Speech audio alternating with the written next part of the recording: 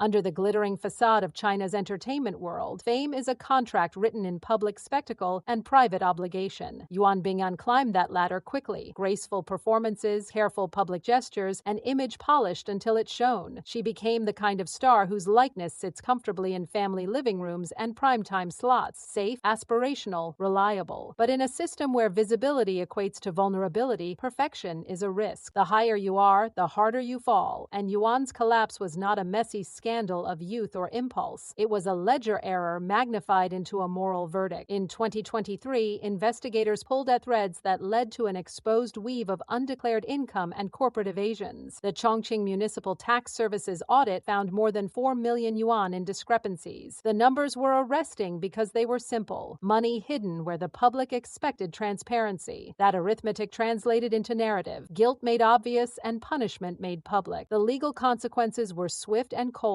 Personal fines approaching 3 million, corporate penalties adding another million plus. But the state's financial reprimand was only the overture. In China, the real instruments of accountability are social and symbolic. Programs scrubbed from streaming platforms, sponsorships evaporating overnight, promotional posters quietly retouched to remove a familiar face. Yuan's Weibo, once a buzzing channel of fan devotion, went dark. Not a graceful exit, but a bureaucratic blackout. Silence in that space is its own sentence. When the platform that sustains your public life locks you out, you do not merely lose followers, you lose the mechanism of narrative control. Your story is then told by others, by officials, by tabloids, by rumor mills. The star you were becomes someone else's cautionary tale. What makes Yuan's case particularly sharp is the pattern that preceded the fall. In 2022, one of her production companies had already been fined for similar tax irregularities. That earlier reprimand was a warning flag, overlooked perhaps because the celebrity machine preferred the appearance of stability, but it mattered. Repeat offenses narrow the space for leniency. In contexts where the state's moral authority must be preserved, precedent is intolerable. Yet Yuan's response was atypical. She did not fight publicly. She did not rage against a hostile press. She cooperated, disclosed further irregularities when pressed, paid what was demanded, and withdrew. To many outsiders, that looked like genuine accountability. To the system, it looked like compliance. There's a brutal difference. Repentance in public can be performative. Obedience is transactional. Yuan chose the safer currency. After the initial cascade of cancellations, she retreated from national screens and shifted toward quieter stage work. Less visibility, less risk, but also less agency. That was a calculated move. Stage performances kept her craft alive without inviting the relentless scrutiny of television and advertising. It was careful, cautious, and deliberately unflashy. For fans, those years of near invisibility felt endless. They trawled old interviews, clung to past roles, and debated endlessly online. Had she learned? Was she punished enough? Could she ever return? The answers were not merely about personal rehabilitation, but about a society's appetite for forgiveness. Then came the unblocking of her Weibo account, a small administrative act with outsized symbolic weight. No triumphant press conference, no tearful mea culpa, just the subtle restoration of digital presence. In China's tightly managed media environment, such a move is rarely accidental. It's a signal, one tested and monitored. The reopening invited fury and relief in equal measure. Some fans cheered, claiming she had paid her dues and deserved a second life. Critics argued that tax evasion, especially by public figures, is a betrayal of civic duty that should not be casually pardoned. Both sides have a point. This is the core tension. A celebrity's fall is never only personal. It functions as a public lesson about norms, expectations, and the sanctity of the collective. The messy, fascinating truth is that redemption in China isn't earned on stage. It's negotiated in corridors of power and in balance sheets. There is a hierarchy to forgiveness. Stars with deep commercial leverage, strong political connections, or international currency can sometimes be reintegrated more quickly because their return serves economic or soft power objectives. Those without those buffers must wait and conform. Yuan's quiet comeback suggests she passed some internal threshold. Enough cooperation, enough time, enough risk recalculated by producers and regulators. But that threshold is not moral absolution. It is utility. The industry will give space back when the perceived benefit outweighs the reputational risk. This transactional model alters everything about how a comeback is staged. It is not a spontaneous renaissance of talent. It is a carefully scripted reinsertion. If Yuan is to re-enter mainstream projects, it will be under conditions: roles that are safe, public statements that emphasize humility and collective values, selective appearances showing gratitude rather than defiance. Her narrative must be refashioned into a palatable arc: fall, repentance, quiet labor, useful return. Audiences consume that arc not because they believe in its sincerity, but because because it satisfies a cultural appetite for order restored. That's the cynical reading, and also in many ways the accurate one. Yet even as we parse institutional motives, there is a human cost. The woman who once inhabited romantic dramas with emotional clarity now inhabits a world where every expression is evaluated for political and moral signals. The creative freedom she once enjoyed narrows. Her smiles and silences are read as compliance or insincerity. The career she returns to is safer and smaller. It's a version of survival that contains its own exile. She may appear on screen again, but she will be different, calibrated, vetted, and necessarily constrained. For a performer whose craft depends on unguarded truth, this is a quiet erasure. There is also a broader cultural implication. China's approach to celebrity discipline teaches a lesson about the social contract. Public figures are not merely entertainers. They are exemplars of state-sanctioned values. That expectation can be protective, holding the powerful accountable, but it can also be punitive and performative, weaponizing personal failure into a public morality play. The system's appetite for theatrical punishment serves as a deterrent, but it also normalizes the idea that rehabilitation must be institutionalized, sanitized, and monitored. In this model, repentance is rarely messy and personal. It is choreographed. Even so, the current era shows nuance. Where once disappearances were near permanent, where careers were ended and faces forgotten, we now see conditional returns that reveal shifts in strategy. Economic imperatives, international image management, and the consumption demands of younger, more forgiving audiences create openings. But those openings are narrow and expensive. The star must surrender spontaneity and accept the price of being useful again. That bargain gives us a cynical axiom. Redemption is not about truth, it's about timing and usefulness. If Yuan's return is to be meaningful, it will test the sincerity of both the industry and its audience. Will producers allow her roles that challenge or only those that conform? Will fans accept a version of her that's hedged with caution, or will they demand the unfiltered performer they loved? And crucially, will the state tolerate a visible figure whose past contradicts the moral image it seeks to project? Unless, of course, her return serves a larger narrative the state is willing to endorse. These are not rhetorical flourishes. They are the real gatekeepers of what redemption looks like in contemporary China. For now, Yuan occupies the liminal space between infamy and reacceptance. Her Weibo is active, her stage presence continues, and rumor mills spin faster than any official timeline. Her story has become emblematic, not merely a biography of mistakes and finds, but a case study in how fame, power, and social order interact. It forces uncomfortable questions. Do we want an entertainment culture that makes moral exemplars of entertainers, or one that allows fallibility and messy redemption? Do we prefer spectacle as punishment, or as path to genuine accountability? These questions have no easy answers because they are entangled with politics, markets, and cultural memory. Ultimately, Yuan Bingyan's path will be decided by more than public affection. It will be weighed by producers calculating box office appeal, by regulatory bodies measuring ideological risk, and by fans whose loyalty is both fierce and fickle. If she returns fully, it will likely be as a safer version of herself, performant, measured, rehabilitated on someone else's terms. If she fades again, her story will become a cautionary tale, retold as proof that visibility requires vigilance. Either way, her journey is a mirror held up to a system that manufactures stars and polices their fall. In China's entertainment world, no one truly disappears. They are rewritten. Redemption is not a moral reset. It is a transaction, priced in time, obedience, and usefulness, and the bargain is almost always clearer than the truth it's meant to obscure.